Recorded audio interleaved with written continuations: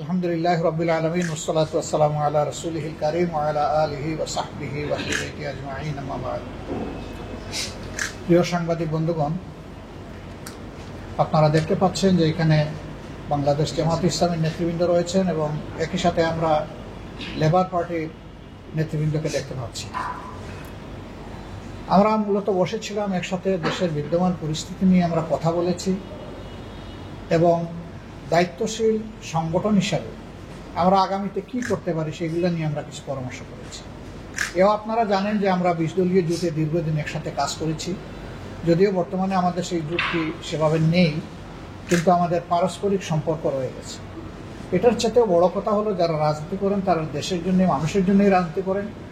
এই হিসাবে এত বড় একটা পরিবর্তন, যেখানে সকলের আপামর ছাত্র জনতা সহ জনসাধারণের অংশগ্রহণ ছিল, নারী পুরুষ আবার বৃদ্ধ বনিতা শিশু সবাই ছিল যে আন্দোলনে, এবং কম বেশি সকল গ্রুপের মানুষই শাহাদাত বরণ করেছে। আমরা প্রথমে যারা এই আন্দোলনে দুনিয়া থেকে বিদায় নিয়েছেন, জালিমের বুলেটে অথবা বিভিন্নভাবে আঘাত পেয়ে তাদের রুহের মাগফিরাত কামনা করছি এবং আল্লাহর দরবারে তাদের শাহাদাত কবুল হওয়ার জন্য দোয়া করছি।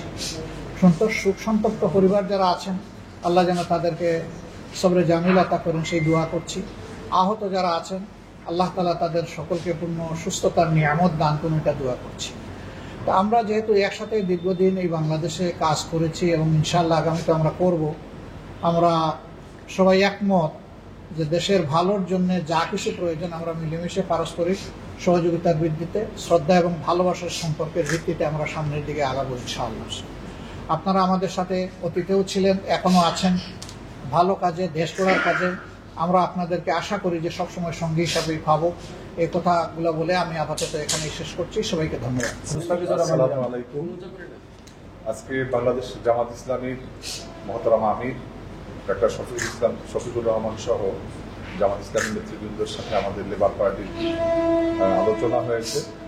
আপনারা জানেন যে জামাত ইসলামীর সাথে আমাদের পথ চলা নতুন নয়। আমরা দীর্ঘকাল যাবৎ আমাদের সাথে জামাত ইসলামীর সাথে একসাথে কাজ করা। লেবার পার্টির প্রতিষ্ঠাতা মৌলানা আব্দুল মতিনও জামাত ইসলামীর সাথে কাজ করেছেন। আমরা বাংলাদেশের বৃহত্তর ইসলামী আন্দোলনের সংগঠন হিসাবে জামাত ইসলামীর পথ চলায় আমরা মনে করি যে বাংলাদেশ সংখ্যাগরিষ্ঠ মুসলমানের দেশ হিসাবে এখানে একটি ইসলামী সমাজ প্রতিষ্ঠার জন্য জামাত ইসলামীর অবদান অনস্বীকার্য। বিগত সরকার জামাত ইসলামীর উপরে বুলডোজার চালিয়েছে, জামাত ইসলামের শীর্ষ নেতাদেরকে একে একে ফাঁসি দিয়েছে, বিচারের নামে অবিচার করেছে, যুদ্ধ অপরাধের নাম তুলে মানবতা বিরোধী অপরাধের কথা বলে, যাদের নামে ন্যূনতম একটা জিডি পর্যন্ত ছিল না মুক্তিযুদ্ধের পরে, তাদেরকে লাইন ধরে ফাঁসি দিয়েছে। এই অবিচারগুলো বাংলাদেশের জনগণ কোনোভাবে মেনে নেয়নি, যার বিস্ফোরণ আপনারা বিগত 5 তারিখে দেখেছেন। বাংলাদেশের একটা গণতান্ত্রিক রাজনৈতিক দল হিসাবে লেবার পার্টি সবসময় মানবতা বিরোধী অপরাধের সাথে যারা জড়িত তাদের বিচারের জন্য আমরা দাবি জানাচ্ছি। আপনারা জানেন যে বিগত 17টি বছর সরকার মানবতা বিরোধী অপরাধ করেছে। এই অপরাধের নেতৃত্ব দিয়েছে শেখ হাসিনা। আজকে সারা দুনিয়ার সমস্ত গণতান্ত্রিক শক্তি আমাদের এই দাবির সাথে একমত। আমরা প্রত্যাশা করব যে এই যে বাংলাদেশে যেই সমস্ত খুন, গুম, অপহরণ, নিপীড়ন, নির্যাতন, মানুষের বাড়িঘরে অগ্নিসংযোগ, মন্দির ভেঙে দেওয়া, আপনারা দেখেছেন যে রামতে কিভাবে বৌদ্ধ মন্দির কিভাবে জ্বালিয়ে দেওয়া হয়েছে। বাংলাদেশের যে প্রধানতম যে উপাসনালয় হিন্দুদের, আমাদের এখানে হিন্দুরত্ন রামকৃষ্ণ সাহা আছেন, যে সেই মন্দিরের অলংকার পর্যন্ত চুরি করেছে আওয়ামী লীগের নেতাকর্মীরা, যার কারণে সমস্ত আজকে বাংলাদেশকে একটা মাইনরিটিদের নিয়ে যে ষড়যন্ত্র, এগুলো সব কিন্তু তাদের আগেকার ছবি, ভিডিও। আমরা মনে করি যে বাংলাদেশ এগিয়ে যাবে এই তারুণ্যের হাত ধরে। 5 তারিখে যেই জনবিস্ফোরণ, গণ অভ্যুত্থান হয়েছে, আমরা বিশ্বাস করি তরুণদের হাত ধরে সকল সময়ের মতো 2024 সালে হয়েছে এবং আমরা একটা সমৃদ্ধ বাংলাদেশের দিকে এগিয়ে যাব। জামাত ইসলামীকে আমরা একত্রেই আমাদের এই পথ চলায় আমরা সাথী হিসাবে পাবো, এইটাই আমাদের প্রত্যাশা। আপনাদের সবাইকে ধন্যবাদ। যে আমার একটা প্রশ্ন ছিল, সেটা হচ্ছে যে বিগত দিনে আমরা দেখেছি যে বিএনপির সাথে আপনার একাত্মতা করে নির্বাচনে এসেছেন, তো এখন যেহেতু আওয়ামী লীগ মাঠে নেই এবং আসার সম্ভাবনা আছে কিনা এটা এখন আসলে ধরাছোঁয়ার বাইরে, তো সেই ক্ষেত্রে ইসলামী দলের সাথে কি আপনারা একসাথে নির্বাচন করবেন, নাকি আপনারা নিজেরা বিরোধী দল হিসেবে নির্বাচন করবেন, নাকি বিএনপির সাথে? যেমনটা হুজুর ইসলামী আন্দোলন বাংলাদেশে বলেছিলেন যে ইসলামী দলগুলো জোট বেঁধে নির্বাচনে যাবে নাকি, এটা করে আপনারা কতটা একমত? ঠিক আছে, ধরেন সময়টা এখন খুব গুরুত্বপূর্ণ। সরকারটা কেবল বসলো, আর 15.5 বছরের পুঞ্জীভূত জমাট অনেক সমস্যা তাদের সামনে। সকল সাংবিধানিক প্রতিষ্ঠান ধ্বংস করা হয়েছে, বিচার বিভাগ বলতে কিছু ছিল না।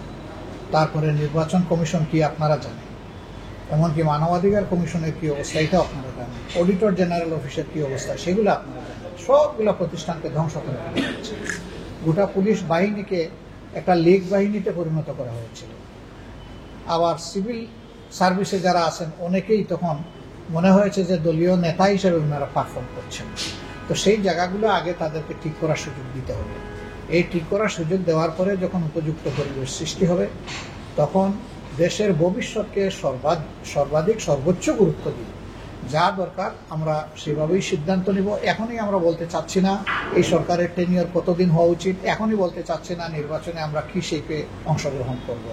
সময়ের মতো ইনশাল্লাহ আপনাদের সাথে যেহেতু আমাদের পথ চলা আছে আপনারা জানবেন, এবং এই ক্ষেত্রে আপনাদের মূল্যবান পরামর্শ আমরা ধারণ করব সম্মানের সাথে।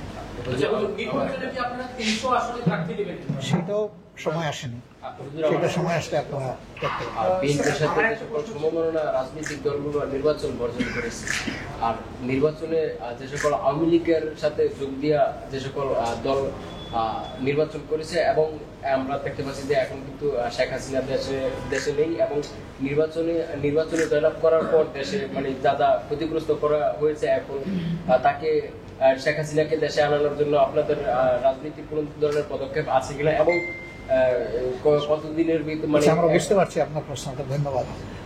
কেউ কিন্তু আইনের ঊর্ধ্বে না, এই কথা তো প্রধানমন্ত্রী সবচেয়ে বেশি বলতেন না, তো সেটা তাকে দিয়ে পরীক্ষা হোক, অসুবিধাটা কি? হচ্ছে যে আপনাদের সবশেষ কিন্তু নির্বাহী আদেশে জামাতের নিবন্ধন বাতিল করা হয়েছিল, নিষিদ্ধ ঘোষিত দল ছিল, এখন পর্যন্ত নিষিদ্ধ ঘোষিত আছে। সেই ক্ষেত্রে এই নিষেধাজ্ঞা উঠানোর ক্ষেত্রে আপনাদের ভূমিকা কি, আপনাদের পদক্ষেপগুলো? হ্যাঁ, ঠিক আছে, এটা মুখের একটা কথা ছিল। কোন সময়? যখন ওনারা আত্মহত্যা করবেন তার আগে। পালিয়ে যাওয়া কিন্তু আত্মহত্যার চেয়ে খারাপ। তবু আমি একটু সম্মান দিয়ে বললাম আত্মহত্যা। তো এই সময় হুশ ঠিক থাকে না অনেক সময়। বেহুশ হয়ে একটা কথা বলেছেন যে সরকারের আসলেই কোনো নৈতিক বৈধতা ছিল না, আইনগত বৈধতাও ছিল না। সেই সরকারের কোনো এক্সিকিউটিভ অর্ডারই আসলে বৈধ হতে পারে না। আমরা এই সরকারের কাছে দাবি জানিয়েছি, আরও জানাবো, যে তাদের নির্বাহী আদেশে যা কিছু অত্যাচার করা হয়েছে এক আদেশে সবগুলোই খারিজ হওয়া উচিত। লাস্ট একটা কোশ্চেন, আপনি গতকালকে বলেছিলেন যে জামায়াতের পক্ষ থেকে কোনো মামলা করা হবে না, আসলে এই এমন সিদ্ধান্ত জামাত সংগঠন হিসাবে ওরকম কোনো মামলা করবে না, তবে আমাদের হক যে জায়গায় সংগঠন সেটা নষ্ট করা হয়েছে সেই জায়গায় তো আমরা যাবো। আমরা মিন করতে চেয়েছি খুন, গুম, হত্যা, দর্শন, রাজধানী যা করেছে, লুণ্ঠন আওয়ামী লীগ যা করেছে, ক্ষতিগ্রস্ত ব্যক্তিরা মামলা করবে এবং আমরা তাদেরকে সহায়তা দেব। ধন্যবাদ। গতকালকে কয়েকটি গণমাধ্যমের উপর হামলা করা হয়েছে, এই বিষয়ে আপনি দলীয়ভাবে কি বার্তা দিতে চাচ্ছেন? আপনি বার্তা পান নাই? আমি তো বার্তা দিয়েই দিয়েছি, আপনি পেয়ে যাবেন। আমি ফিজিক্যালি ভিজিট করে বার্তা দিয়ে আসছি, ওটা দেখবেন, আমরা পেয়ে যাবো। ওটা পেয়ে যাবেন। সম্ভবত আমার আগে কেউ ভিজিট করতে যায়নি, আমি ভিজিট করতে গিয়েছি এবং বার্তাও দিয়ে এসেছি। Thank you. আসসালামু আলাইকুম।